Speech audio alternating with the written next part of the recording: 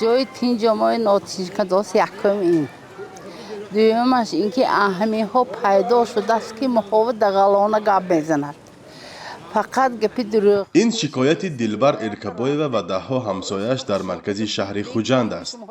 آنها دعوا دارند که شرکت بناکار اسریما تلاش دارد برخلاف خواست و طلبهایشان خانه‌های آنها را ویران کند.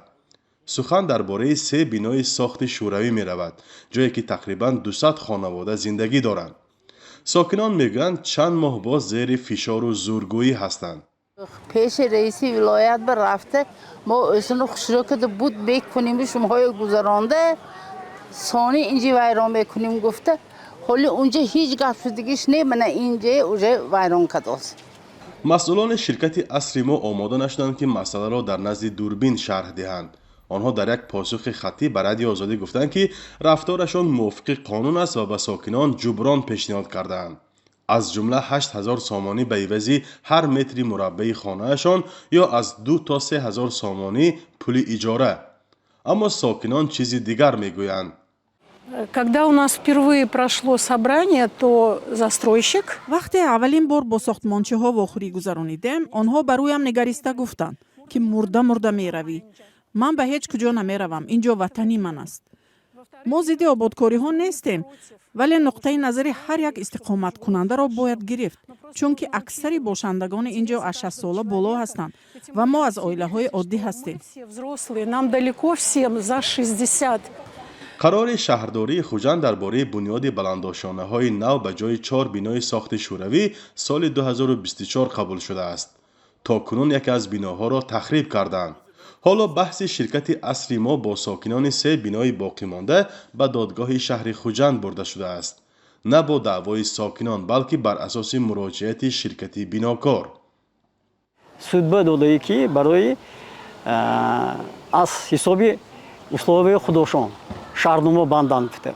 شهرنامه‌ای که واقعا پیشنهاد کرده بودند با ما هیچ تغییر نمی‌شدیم، ما موافق نیستیم. چون условия که خودشان دادگی ما با وای خانه‌ای مثال یک خانگی گفته دیگرش اگر ما میکردگی شیم دیگه خانه میگیرد شیم. همین خانه 3 خانگی 4 خانگی 1 خانگی دیگه центр نه دیگه جای شهرم خانه خریده نمیشد. یا همینا حسابش نمیگیرن. فقط условия خودشون میگن. طلبات ما همین که شرطی استقامت کنه همون جاها همیشه بهتر کنیم.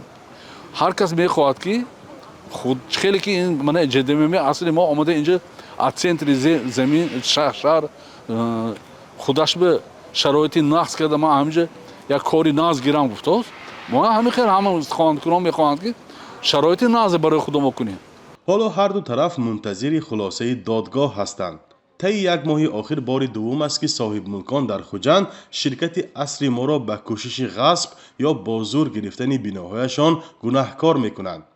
از این پیش مالک جمعه بازار یکی از مکانهای سیرخرید در کنار دریای سیر شکایت داشت که شرکت اسریما مکان جایگیرشوی بازار را گرفته است تا در آنجا بناهای بلندآشانه استقامتی سازد. شهرداری خوجند از این تصمیم پشتیبانی کرد و آن را تصمیم قانونی نامید. درباره شرکت اسریما در منبع‌های باز اطلاعی کافی در دست نیست. تنها در چند خبر گفته شده است که این شرکت تازه تأسیس در دوشنبه جایگیری بوده چند طرح ساختمانی را در پایتخت بر عهده دارد. فرزان محمدی، رادیو آزادی، شهر خوجند.